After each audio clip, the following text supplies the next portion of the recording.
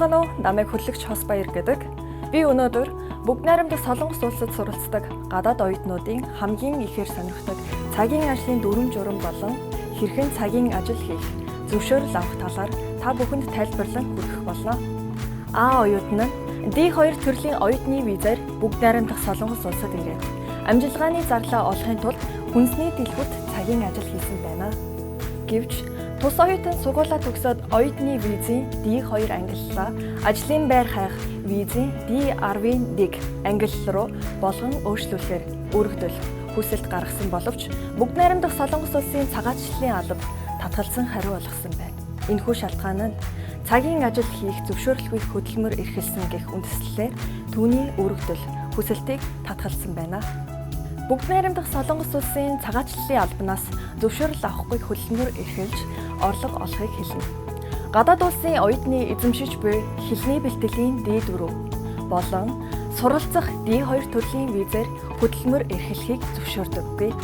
Харин тодорхой нөхцөлийг хангаж чадвал тэдгээр тус оюутнууд амжиргааны зарлаа олох эсвэл ажил мэргэжлийн туршлага хоригдлуулах зорилгоор цагийн ажил хийх зөвшөөрөл авах боломжтой.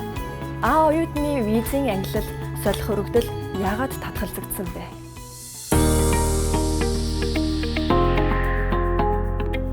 Цагийн ажил хийх зөвшөөрөл нь бүгд найрамдах Солонгос улсад суралцж буй гадаад улсын оюутнуудад хичээлдээ саад болохооргүй нөхцлөөр хязгаарлагдмал цагаар цагаачлалын албанаас хөдөлмөр эрхлэх зөвшөөрөл авч богино хугацааны ажил эрхлэх тогтолцоо юм а.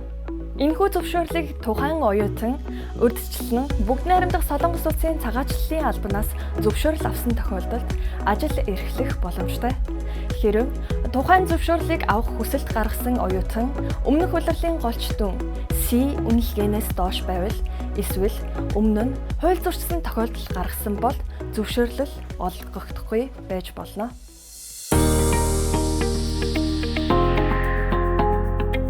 Солонгост суралцж буй гадаад оюутнуудын хувьд цагийн ажил хийх зөвшөөрөгдөх цаг нь оюутны солонгос хэлний мэдлэгийн түвшин болон суралцж буй зэрэглэлээс хамаарч өөр өөр байдаг. Жишээ нь бакалаврын 2 дугаар курсын оюутан өмнөх хөлрөлд дундаж дүн нь C үнэлгээнээс доошгүй бөгөөд топик 3 дугаар төвшний гэрчилгээтэй бол ажлын өдрүүдэд 7 хоногт хамгийн ихдээ 25 цаг ажиллах боломжтой. Харин тухайн оюутан эдгэмжлэгдсэн их сургуульд суралцж байгаа эсвэл солонгос хэлний өндөр чадвартай шилдэг оюутан топик 5 болон түүнээс дээш төвшний гэрчилгээтэй эсвэл KIIP хөтөлбөрийн 5 дугаар төвшнийг дүүргэсэн бол нэмж 5 цагийн эрэхтэй болж ажлын өдрүүдэд 7 хоногт хамгийн ихдээ 30 цаг ажиллах боломжтой. Харин солонгос хэлний чадваргүй оюутнууд 7 хоногт 10 цагаар хязгаарлагдах бөгөөд энэ нь ажлын өдөр, амралтын өдөр ижил үйлчилнэ. Амралтын өдрүүд болон сургуулийн амралтын хугацаанд цагийн хязгаарлалт байхгүй. Гэвч хязгаарлалтгүй гэдэг нь оюутнууд зөвхөн цагаачлалын албанаас олгосон гадаад оюутны цагийн ажил хийх зөвшөөрлийн баталгааны хуудсанд заасан хөдөлмөрийн гэрээний хугацаанд багтах, амралтын өдөр болон сургуулийн амралтын хугацаанд л цагийн ажлын хязгааргүйгээр ажиллах боломжтой гэсэн утгыг илэрхийлнэ.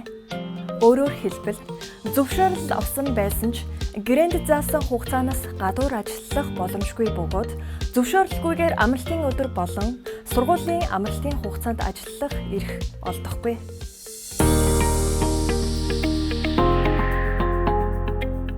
Гадаад оюутнууд зөвхөн тодорхойлсон салбаруудад ажиллах боломжтой. Хэрэв ажил нь таны мэргэжлийн чиглэлтэй холбоотой, дадлаг хийх зориулалттай эсвэл хичээлтэйгээ зэрэгцүүлэн хийж болох энгийн хөдөлмөр бол зөвшөөрөгдөж болно. Хүнсний дэлгүүр, кафе, ресторан дах зөөгчийн ажил, ерөнхий офисын туслах, энгийн ярианы орчуулга, аялал, туршлалын хөтөч, галийн татваргүй барааны дэлгүүрийн боловсролтын туслах зэрэг ажил нь зөвшөөрөгдөнө. Харин мэргэжлийн бус хөдөлмөрийн E9 визийн гэрээний хүрээнд хамаарах үйлдвэрлэл болон барилгын салбарын ажил эрхлэх нь хязгаарлагддаг.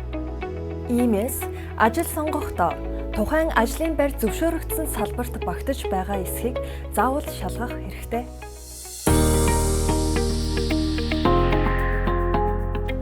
Цагийн ажил хийх зөвшөөрөл хүсч буй гадаад оюутан дараах алхмуудыг дагна. Цагийн ажил хийх зөвшөөрөл хүсч буй гадаад оюутан юуны өмнө ирээдүйн ажил олгогчтойгоо стандарт хөдөлмөрийг гэрээ байгуулах ёстой.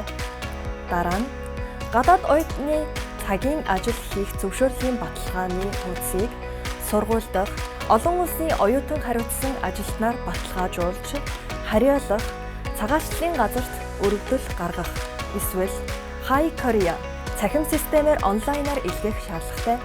Энэхүү үйл явц ихэвчлэн 10 хоногоос бага хугацаанд шийдэгддэг бөгөөд үр дүнг нь High Career My Page e-application статус цэснээс шалгах боломжтой.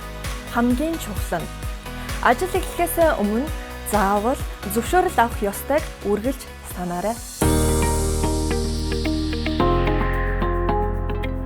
Хэрэв гадаад оюутан цагийн ажил хийх зөвшөөрөлгүйгээр хууль бус ажил хийвэл энэ нь цагаачлалын тухай хуулийг зөрчсөн үйлдэлд тооцогдож, ажил олгогчид торгууль ногдуулж, ажил эрхлэх эрхийг нь хязгаарлахаас гадна оюутан өөрөө торгууль төлөх, виз сунгалтанд татгалзуулах, цаашлаад албадан гаргах шийтгэл хүлээж болно. Анхны зөрчил бага байсан ч торгууль ногдуулна.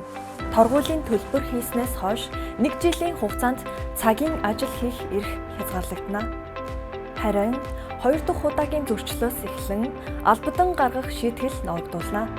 Ялангуяа хэрэв барилгын салбарт ажиллаж байгаад баригдвал зөрчлийн тоо хэд байсан ч хамаарахгүйгээр шууд их оронд нь буцах шийдвэр гаргагдана. Мөн оюутан цагийн ажил хийх зөвшөөрөлтэй байсан ч түүний нөхцөлийг зөрчсөн тохиолдолд 3 удаа хүртэл давтан зөрчил гаргасны дараа оюутны эрхийг цуцлах хүртэл арга хэмжээ авдаг.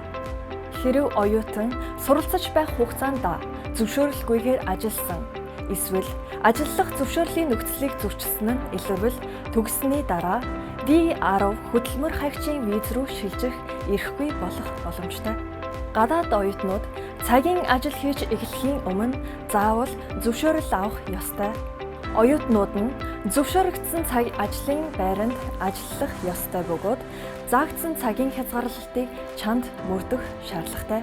Хэрэв ажил олгогч эсвэл ажлын байр өөрчлөгдвөл шинэ цагийн ажил хийх зөвшөөрөл заавал авах ёстой. Хэрэв та гадаад оюутны цагийн ажилтай холбоотой зөвлөгөө эсвэл нэмэлт мэдээлэл хэрэгтэй бол Сөүл хотын гадаад иргэдийн төвтэй холбогдоорой. Сөүл хотын гадаад иргэдийн төв нь олон улсын оюутнуудад виз, хөдөлмөр эрхлэлт, хууль эрх зүйн асуудлаар өмнө төлбөргүй зөвлөгөө өгдөг. Сөүл хот дахь амьдралыг гадаад иргэдтэй хамт бүтээж, тэдэнтэй хуваалцдаг. Сөүл хотын гадаад иргэдийн төв нь үргэлж таны дэргэд байгаагийн нэг илэрхийлэл юм а.